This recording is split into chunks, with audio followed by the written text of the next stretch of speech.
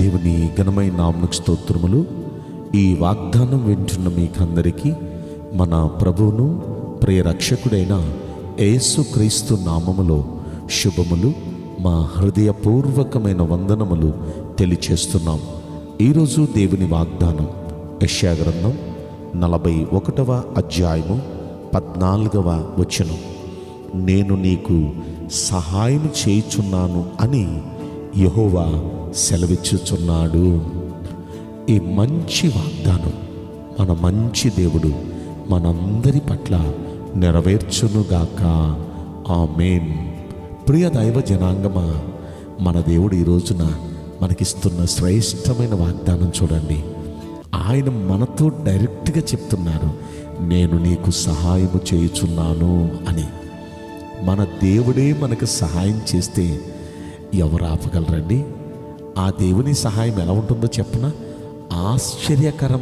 ఆశ్చర్యకరంగా సహాయం చేసే దేవుడు ఆయన సహాయమే ఆశ్చర్యం. అసలు మన కన్నులకు అది ఆశ్చర్యమైంది. ఉజ్జియాను గురించి మాట్లాడుతూ ఉజ్జియా గురించి 2వ దినవృత్తాంతముల గ్రంథం 26వ అధ్యాయంలో 14వ వచనం చివరిలో అంటాడు, అతడు స్థిరపడు వరకు అతనికి ఆశ్చర్యకరమైన సహాయము దేవుడు అతనికి కలుగజేసెను అని. నిజంగా మన దేవుడు ఆయన ఆశ్రయించిన వారికి ఆయన ఆశ్చర్యకరంగా సహాయం చేసే దేవుడు. అక్కడ ఉజ్జియాకి దేవుడు అలా చేయటానికి గల కారణం ఆ 26వ అధ్యాయంలో 5వ వచనంలో మనం చూస్తాం. అదేంటంటే, అతడు తెలివి కలిగిన ఆ జకరియా దినాల్లో ఉన్నాడు. అతడు దేవుణ్ణి ఆశ్రయించాడు అని.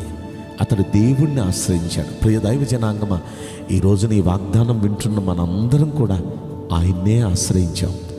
ఆయన ఆశ్రయించిన మనకు దేవుడు ఆశ్చర్య రీతిలో సహాయం చేయబోతున్నాడు. ఆయన ఆశ్చర్య రీతిలో సహాయం చేస్తే ఎలా ఉంటుంది? మీకు ఒక మాట నేను గుర్తు చేస్తాను. ఏలియా దినాల్లో ఆ ప్రాంతమంతా భయంకరమైన కరువు. ఆ దేశమంతా రాజు కుటుంబం మొదలుకొని ఆ దేశంలో ఉన్న సామాన్యునింటి వరకు భయంకరమైన కరువు తాండమాడుతుంది. ఆ కరువు దినాల్లో ఒక్క పూట కూడా ఏలియా పస్తుండలేదు. ఏలియాని కొన్నాళ్ళు ఏం చేశారు తెలుసా? కెరీతు అనే వాగ్దేరు పంపించాడు. ఇక్కడ ఇంకా కరువు స్టార్ట్ అవ్వక మునిపే ఏలియాను కెరీతు అనే వాగ్దేరికి వెళ్ళిపోన్నాడు. కెరీతు వాగు దగ్గరికి వెళ్ళాడు. పొద్దున్నే ఆయన ప్రార్థన చేసుకుని కూర్చున్నాడు. ఆయన కూర్చున్న చోటకి కొన్ని కాకులు రొట్టెలు తీసుకుని వచ్చినాయి. రొట్టె ముక్కలు వేసినాయి. ఆనందపడ్డాడు. మరికొన్ని కాకులు వచ్చి ఆయనకి మాంసం ముక్కలు వేసినాయి. అబ్బా, సంబరపడ్డాడు. ఆ రొట్టె మాంసం కలిసి తిన్నాడు. మళ్ళీ సాయంత్రం ఆకలేస్తుంది. మళ్ళీ సాయంత్రం అలాగే మళ్ళీ రొట్టె మాంసం ఆ కాకులు తీసుకొచ్చి ఆయనకి సప్లై చేసినాయి. అలా ఒక్కరోజా 2 రోజులా? చాలా రోజులు అలా ప్రతి పూట పగలు, ప్రతిరోజు సాయంత్రం కాకులు రొట్టె మాంసం తీసుకుని వచ్చి అతనికి సప్లై చేయటం అంటే ఇది ఆశ్చర్యంగా లేదా? ఇదే ఒక ఆశ్చర్యం అంటే, ఇంతకంటే మరొక ఆశ్చర్యమైన సంగతి మీకు చెప్తాను. ఇక్కడ పోషిస్తూ ఒక రోజున ఏం జరిగిందంటే, కాకులు రాలేదు. ఆ నీళ్లు కూడా ప్రవాహం అయిపోయింది. అరే ఏంటి ఇలా అయిపోయింది?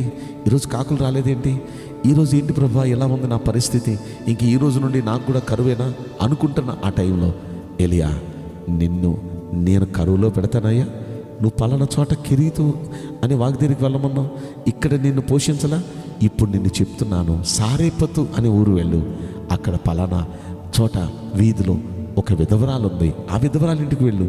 ఈ పూట నుండి కరువు పోయే వరకు నేను అక్కడ నేను పోషించబోతున్నానని. ఆమె ఏదో కోటేశ్వరాలు అనుకుని వెళ్తే ఓ చిన్న పోరు గుడిసెలో ఉంటుంది ఆమె. ఆమె పరిస్థితి కూడా ఎలా ఉందంటే, ఆ పూటకి కావాల్సిన పిండి తొట్టులో ఉంది. ఆ పూటకి ఆ అప్పాలు కాల్చుకోవడానికి, ఆ 2 అప్పాలు కాల్చుకోవడానికి కావాల్సినంత నూనె బుడ్లో ఉంది. అది తప్ప ఇంకా ఆమె దగ్గర ఏమీ లేదు. కాల్చుకుంటానికి ఆ పుల్ల ఈ పుల్ల తీసుకురావడానికి వెళ్ళింది ఆమె. ఈ లోపల వచ్చి కూర్చున్నారు ఆయన.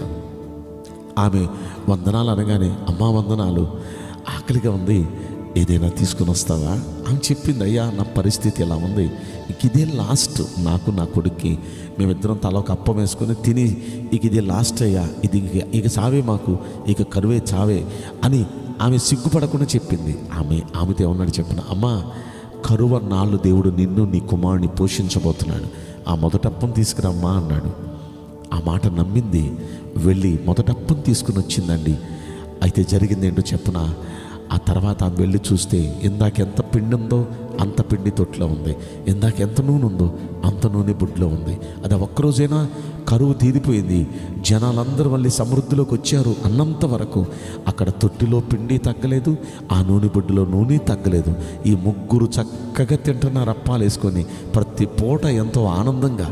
నిజంగా ఆశ్చర్యకరమైన సహాయం అంటే ఇది కాదా? ఈ వాగ్దానం వింటున్న ప్రియ దేవుని బిడ్డలారా, ఆనాడు ఏలియా సేవించిన దేవుడే ఈరోజు మనము సేవిస్తున్నాం. ఆనాడు సారేపతి విధవరాలు సేవిస్తున్న దేవుణ్ణే ఈరోజు మనము సేవిస్తున్నాం. వారిని ఎలా ఆశ్చర్య రీతిలో ఆయన వారికి సహాయం చేశాడో, మీకు నాకు కూడా మనందరికీ ఆయన ఆశ్చర్యకరమైన సహాయం చేయబోతున్నాడు. ఎలా వస్తుంది అది ఆయనకే తెలుసు, అది ఎలా జరిగిద్ది అది ఆయనకే తెలుసు. ఆయన చేయాలనుకుంటే కాకుల ద్వారా కూడా చేయగలడు. ఆయన చేయాలనుకుంటే అసలు ఆశ్చర్యం కన్నులకి. తొట్టిలో పిండి అవ్వకపోవటం ఏంటండి, నూనె బుడ్డిలో నూనె అవ్వకపోవటం ఏంటండి? కరువన్నాళ్ళు వారు నిత్యం అలాగే పోషించబడుతున్నారు. ఆశ్చర్యం కదా? మనలందరినీ ఆశ్చర్యకరుడైన దేవుడు ఆశ్చర్యకరమైన సహాయం మనకు దయచేసి మనల్ని ఆయన దీవించబోతున్నాడు. వింటున్న విశ్వాసంతో వింటున్న మనందరికీ ఆయన ఆశ్చర్యకరమైన సహాయం దయచేయునుగాక. ఆమేన్. నేను మీకోసం ప్రార్థన చేయబోతున్నాను. పరిశుద్ధుడా, ప్రేమగల యేసురాజా, మీ పరిశుద్ధ బంగారు పవిత్రమైన నామమునకు నిండు మనసుతో కోట్ల కొలదిగా స్తుతులు స్తోత్రములు వందనాలు చెల్లిస్తున్నాం. ఈ వాగ్దానం వింటున్న ప్రియుల జీవితంలో దయచేసి ఈ వాగ్దానం నెరవేర్చి కృప చూపించండి అయ్యా. మీరు ఈరోజు చక్కని వాగ్దానం, నేను మీకు సహాయం చేయుచున్నాను అని మీరే చెప్పారయ్యా. నిశ్చయంగా వాగ్దానం వింటున్న ప్రతి ఒక్క వ్యక్తికి దయచేసి మీరు సహాయం చేసి ఆశ్చర్య రీతిలో సహాయం చేసి మీ బిడ్డలను ఆనందింపచేయండి, తెప్పరల చేయమని ఈ కొద్ది మనవులు నజరుడైన యేసుక్రీస్తు ప్రశస్తమైన నామములో మిక్కిలి వినయముతో ప్రార్థించి బ్రతిమలాడి వేడుకుంటున్నాం ప్రియ పరలోకపు తండ్రి. ఆమేన్.